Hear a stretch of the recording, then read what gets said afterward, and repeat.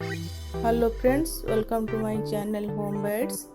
आज चलतु आम बनइबा जन्माष्टमी स्पेशल छेना खीरी। प्रथमे गोटे बर्तन में 1 लिटर क्षीर नवा, ताकू हाई फ्लेम रे 5 मिनिट बॉईल करवा।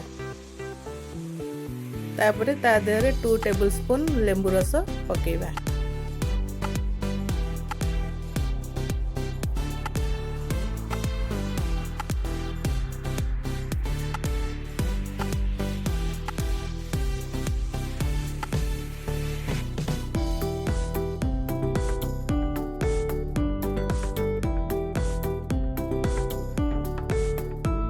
एबे हमर छेना हो साराणी।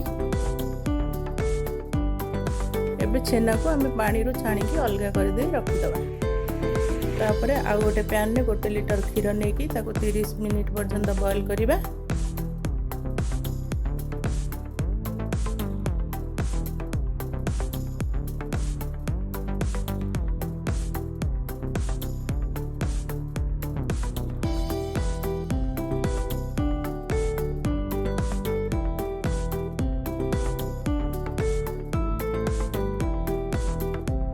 एबे आमे छेनाटा को ऐड करदबा। छेना को क्षीर सहित भल कर मिक्स करदबा।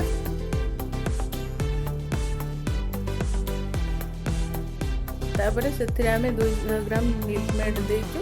आपण चाहिले चीनी भी यूज करि परिबे।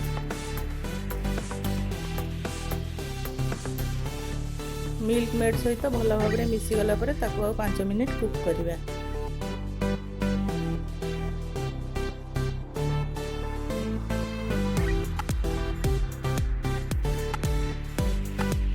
पांचटारू 6टा अलैच नहीं ताको भल भाव गुंड करदबा।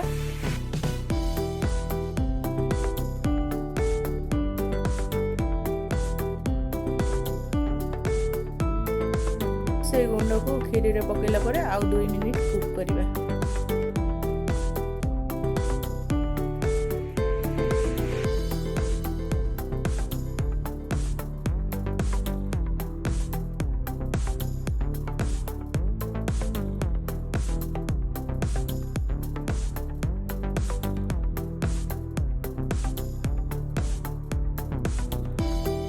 एबे हमार छेना खीरीटा रेडी हो जाइए।